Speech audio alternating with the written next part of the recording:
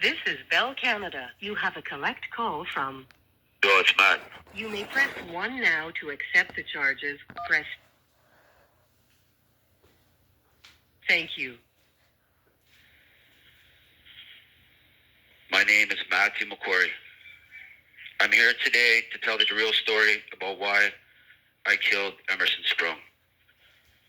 We're all sick of hearing Tracy Sprung talking over and over how Emerson didn't hurt my 4-year-old son. I never told anyone the facts about it all. After this, I won't ever say his name again because Emerson Sprung was a predator, a coward, and a fucking pedophile. If Emerson Sprung never hurt my boy, then why were police called on May 1st, 2020? Rod Lindsay and Kevin Green arrived at 72 Trowbridge around 8 p.m. May 1st, 2020 to investigate the assault on my son. I had known Emerson after Dalton Hunter.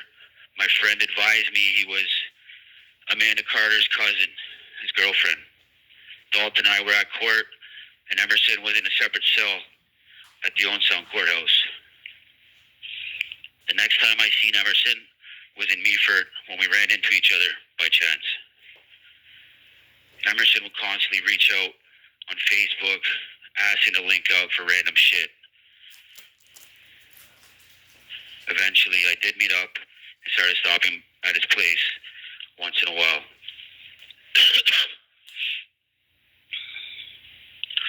On May 1st, 2020, my son and I stopped at Emerson's before heading to the ATV trails. This was the day I met Tracy, his mom. I thought it was odd that at 26, this guy still lived with his mom.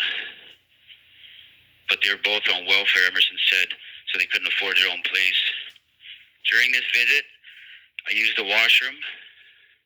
Leland started knocking on the bathroom door. When I came out, he was hiding under the kitchen table. At the time, I didn't think about it too much, but looking back, it was weird. Tracy and Emerson were both there. My son and I left right away to go ATVing. Emerson tried to forward with us, but I said no.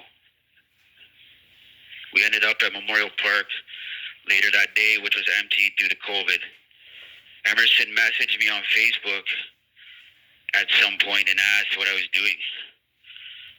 I told him my son and I are at Memorial Park. Shortly after, Emerson just showed up. So Emerson, Leland, and I spent a couple hours at Memorial Park together that day. Savage messaged me asking for something, so I agreed to meet him. My son, Emerson, and I left Memorial Park and cut through the cemetery in Meaford to access the Georgian Bike Trail. I let my son water his great-grandpa's flowers at his grave, and he left chocolates. Behind the grocery store on Highway 26, there is a wooden bridge on the bike trail. It was shaded, so we waited there until a savage text. My son was throwing sticks and rocks off the bridge into the water below. Savage messaged me, and we agreed to meet just down the trail where the bike trail and the road intersect. I asked my son to jump on the quad, but he wanted to keep throwing objects off the bridge into the water. I said, I'm just going down the trail, and asked if he wanted to stay with Emerson because it'd only be 10 to 15 minutes. I remember telling Emerson my son never wants to leave my side. That was the worst decision I've ever made and something that will crush me for the rest of my life. I met Savage in return, which was about 15 minutes duration. It was still sunny, but after returning it felt different. I can't explain this, but it just did. I told my son to hop on his ATV because we're leaving, but he stood there shaking his head side to side on the bridge. I pressed him saying, we have shit to do. Emerson grabbed his helmet, and as my son started approaching, Emerson positioned the helmet to put it on his head, but suddenly my son ran to the side of the trail and he started dry heaving. I was worried.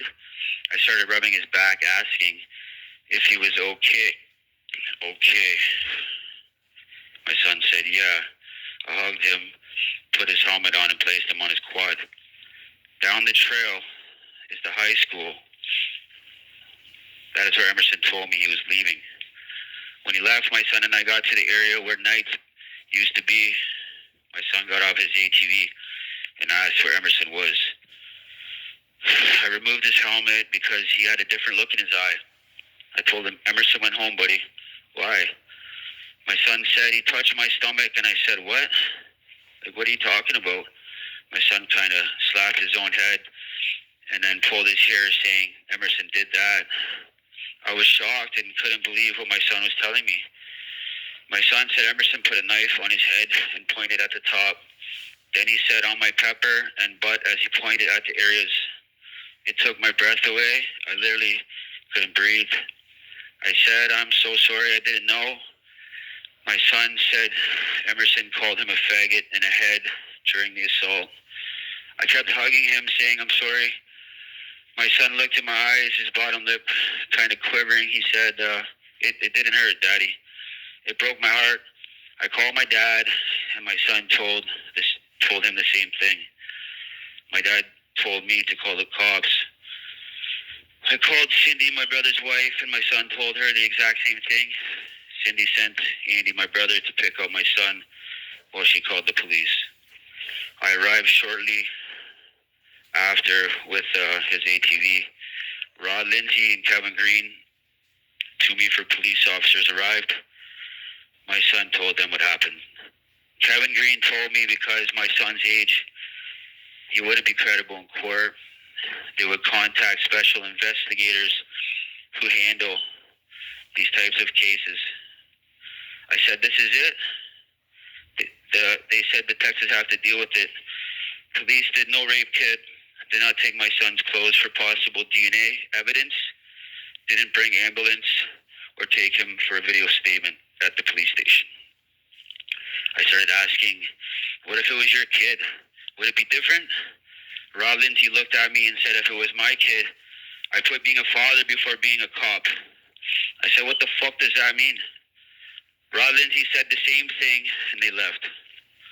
I was heartbroken knowing that I left my son with someone that did that to him. My son's mom came and took him away. She was disgusted at me for leaving our son, which I fully understood. I didn't know Emerson was like that. He always seemed happy and positive. The next day, I was helping my brother move his mother, Judy, into the Legion apartments, trying to get my mind occupied because I was devastated like any parent would be. I called police to see what was going on with the investigation, but they said detectives were dealing with it. Emerson kept messaging, trying to see if I knew, but I didn't tell him. I thought police would be arresting him, and I didn't want to give him a heads up. As I was moving Judy, Paul and Brett, my son's grandpa and uncle, pulled up at the river across the road out of the blue.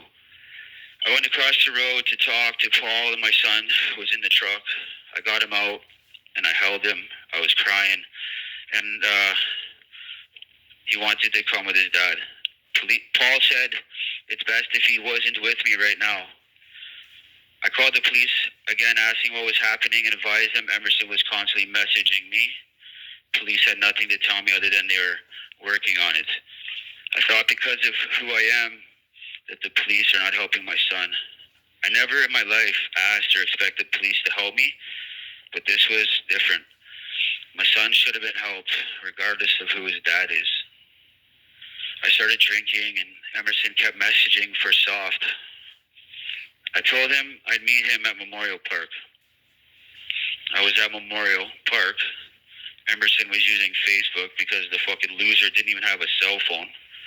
I told him, leave now. I was going to confront him about hurting my son right away, but I didn't. It was pitch dark in Memorial Park when he arrived.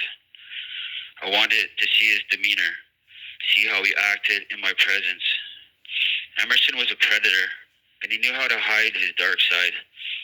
Police interviewed a lot of people, and a few individuals described Emerson's other side accusations of Emerson forcing himself on girls at a young age, and also allegations about him doing it to guys.